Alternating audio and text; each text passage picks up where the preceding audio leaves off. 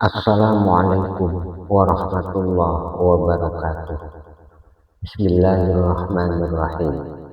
Alhamdulillah, alhamdulillahirabbil alamin, wa sallallahu ala sayyidina Muhammadin wa ala alihi wa sahbihi ajma'in. Ya ayyuhal rasul salamullah alaika rabbini bismillah wanzur ilayya sayyidi binazrah mursilatil hadratil aliyah amma ba'du. Para saudaraku sekalian, sebelum kajian ini saya lanjutkan, saya ingin mengucapkan selamat berjumpa kembali dalam kajian menuju jalan insan mustaqim melalui kanal YouTube Gubuk Studio. Kajian berbasis kitab Al-Hikam Syekh Ahmad Ibnu Athaillah As-Sakandari. Dan dalam kesempatan kali ini kita akan membahas tentang bahwa Allah itu maha nyata di dalam segala sesuatu. Ini merupakan konsep memahami tentang tajalli dan kesadaran jati syuhud.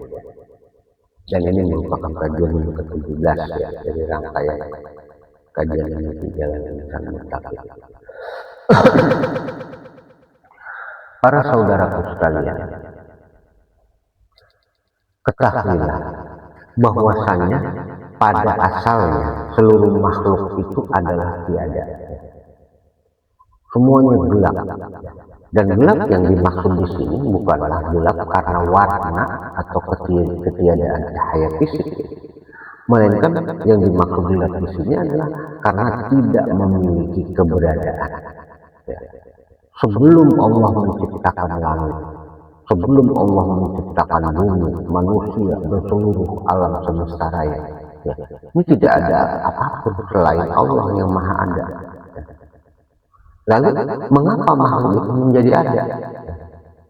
Lalu kenapa wujud dan sifat serta perbuatan segala apapun yang selain Allah ini menjadi ada? Ya, kenapa? Ya ini karena Allah ini menampakkan kekuasaan dan kehendaknya, sehingga yang sebelumnya tidak ada kemudian menjadi ada. Para ulama tasawuf di sini ini menjelaskan keadaan ini dengan istilah tajalli, yaitu penampakan Allah dalam pengertian penampakan kekuasaan Allah dan kehendak Allah pada makhluk-makhluk ciptaan. Jika Allah tidak menghendaki dan tidak menampakkan kuasanya, maka seluruh makhluk ini selamanya akan tetap berada dalam ketiadaan.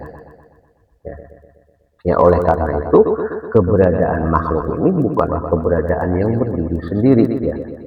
Makhluk ada karena Allah mengadakannya dan terus menerus mengadakannya ya, dalam pengertian terus menerus memeliharanya. Jadi ibarat cahaya lampu yang menerangi sebuah ruangan ya.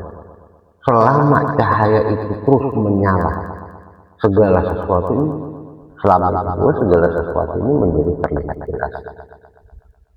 Namun ketika cahayanya padam ya, maka semuanya kembali tenggelam dalam kegelapan, dalam ketiadaan. Demikian pula seluruh makhluk. Jadi keberadaan ini maha bergantung sepenuhnya kepada Allah Subhanahu wa Ta'ala. Maka oleh sebab itu ya, ketika seseorang melihat dedaunan bergerak ya, ini sebenarnya ia mengetahui bahwa ada angin yang menggerakkan. Ini sejatinya harus seperti itu. Ketika melihat sebuah pakaian yang indah, pikiran ini akan tertuju kepada penjahit yang membuatnya. Ini sejatinya seperti itu. Ketika memandang sebuah lukisan, hatinya ini menyadari adanya pelukis di balik karya tersebut. Nah, ini begitu pula seharusnya sejatinya ini ketika memandang kepada alam semesta. Alam ini adalah tanda yang menunjukkan kepada Sang Pencipta. Ya karena sesungguhnya yang benar-benar memiliki wujud secara mutlak itu hanyalah Allah. Makhluk tidak menjadi tandingan baginya. Justru keberadaan makhluk inilah yang menunjukkan kebesaran dan kekuasaan. Ini sebagaimana dikatakan, man arafallah arafal haqqa fi kulli syai'. Barang siapa yang sungguh-sungguh benar mengenal Allah, maka ia melihat al-haq dalam segala sesuatu. Ia tahu kepada Allah, ya, syuhud bersaksi kepada Allah di dalam segala sesuatu. Ya. Para saudaraku sekalian, ungkapan ini bukan berarti seseorang melihat makhluk sebagai Allah, ya, atau menganggap makhluk adalah Tuhan, bukan. Di sini maksudnya adalah ia menyaksikan bahwa segala sesuatu itu bergantung sepenuhnya kepada Allah. Ia melihat jejak kekuasaan, melihat hikmah dan kehendak Allah dalam seluruh ciptaan. Ini maksudnya seperti itu. Jadi makhluk ini dapat diibaratkan seperti bayangan dalam sebuah cermin. Ketika seseorang melihat bayangan itu, sebenarnya menjadi perhatian utamanya adalah sosok yang dipantulkan, ya, bukan cerminnya. Ya, demikian pula alam semesta. Alam hanyalah tanda, alam hanyalah media. Ya, sedangkan Allah adalah sumber segala keberadaan yang ditunjukkan olehnya melalui tanda tersebut. Ya, karena itu apabila seseorang yang belum mampu merasakan betapa nyata dan dekatnya Allah melalui tanda-tanda kekuasaannya tersebut, ya, maka yang perlu diperbaiki itu bukanlah keberadaan Allah, ya, melainkan kejernihan hati dan cara pandangnya. Allah tidak pernah tersembunyi, ya, ingat ya. Allah itu tidak pernah tersembunyi dari tanda-tanda kekuasaannya. Ya, Allah tidak terhalang. Yang sering tertutup, yang sering terhalang itu adalah hati manusia yang selalu sibuk memandang kepada bentuk lahiriah dan lupa pada makna yang ada di baliknya. Ya. Allahu nurus samawati wal ardh. Allah itu adalah cahayanya langit dan bumi. Ya. Ayat ini jelas mengingatkan bahwa seluruh alam ini mendapatkan petunjuk, ya, keberadaan dan keteraturan ini melalui kehendak Allah.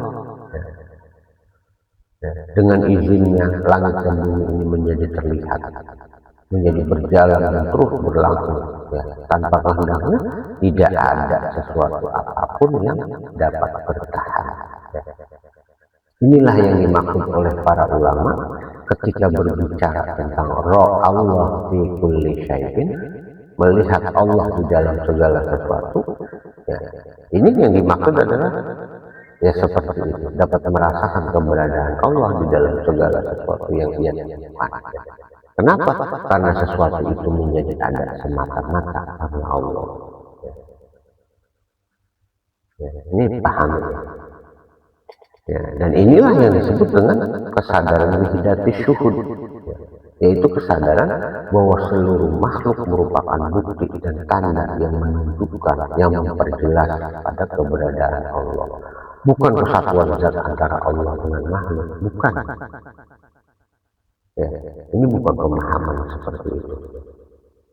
Para saudaraku sekalian, ketika kesadaran seperti ini tumbuh di dalam hati, ya, seseorang tidak lagi memandang alam sebagai sesuatu yang berdiri sendiri. Ya. Setiap kejadian ini menjadi pengingat tentang kebesaran Allah. Setiap nikmat mengingatkannya kepada Sang Pemberi.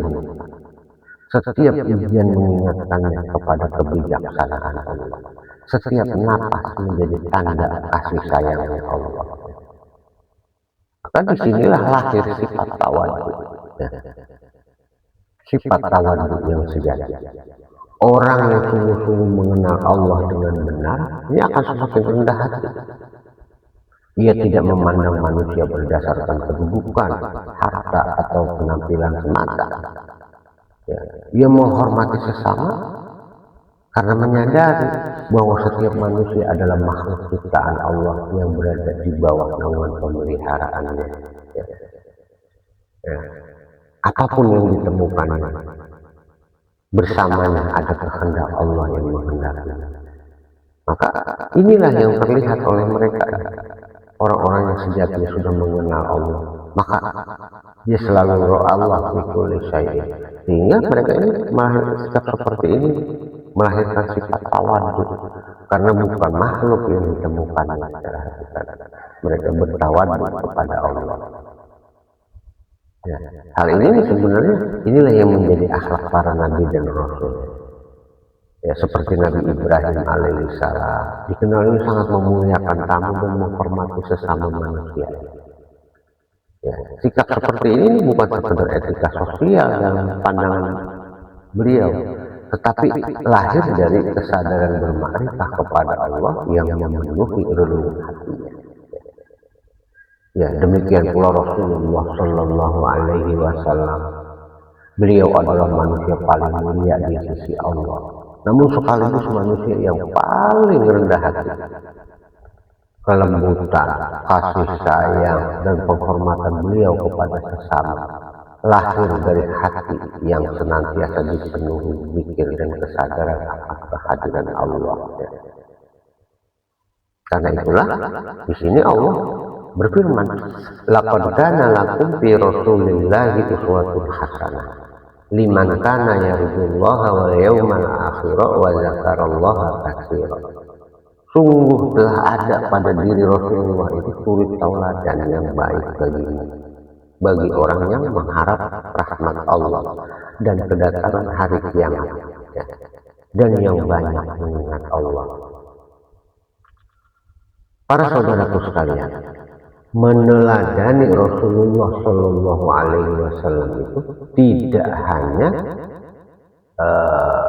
hanya berarti mengikuti perilaku lahiriah beliau semata, ya, tetapi juga ini harus berusaha menghidupkan kesadaran batin yang melandasi seluruh amal beliau, yaitu apa?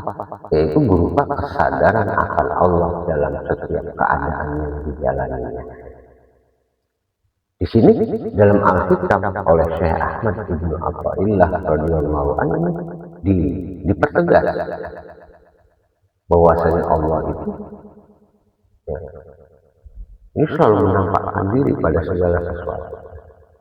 Beliau mengatakan, "Kaifa yutasawwaru ayyubahu syai'un wa huwa allazi zahara li kulli syai'in." Bagaimana mungkin Allah itu terhalang oleh sesuatu, padahal Allah lah yang menampakkan dirinya pada segala sesuatu. Ya. Ini menampakkan diri, ingat ya, kembali lagi, yang dimaksud Allah menampakkan diri di sini bukan sebagai wujud yang menempati ruang, keadaan dan semacamnya, bukan. Allah itu laisa kamitslihi syai'un, tetapi menampakkan diri di sini, bertajalli di sini yang dimaksud adalah betapa Allah itu dapat dirasakan keberadaannya. Ya, ingat ya, bukan Allah itu terlihat secara fisik oleh mata manusia, bukan. Jika Anda melihat cahaya-cahaya dalam nuansa kasar, ya, cahaya-cahaya itu bukan Allah, bukan. Itu masih makhluk. Allah itu tidak dapat dijangkau oleh apapun. Ya. Sekalipun Anda menemukan tulisan betul lafaz Allah dalam nuansa kasar, bercahaya begitu indah, apakah itu Allah? Bukan. Allah sama sekali tidak dapat dijangkau. Ingat, ya, murnikan ketauhidan kita semua. Ya. Itu semua adalah bagian dari makhluk. Maksudnya apa? Dari apa yang kita saksikan itulah kita dapat merasakan keberadaan Allah. Ya.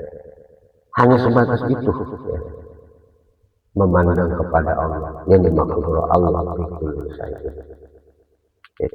Jadi sebagaimana angin itu tidak terlihat, namun keberadaannya ini diketahui dengan begitu nyata dari kemuliaan. Ya. Demikian pula Allah dikenal melalui tanda-tanda kebesaran dan perbuatan yang tampak di seluruh alam. Ya. Kesadaran ini juga membuat seseorang memahami bahwa segala sebab yang ada di dunia hanyalah sarana yang Allah jadikan sebagai jalan terjadinya sesuatu. Sebab-sebab tersebut, ya, ini tidak memiliki kekuatan. Jadi semua sebab itu sama sekali tidak memiliki kekuatan yang berdiri sendiri. Ya. Ingat firman Allah, "Wallahu khalaqakum wa ma ta'malun." Allah lah yang menciptakan kamu sekalian dan apa-apa yang kamu sekalian perbuat.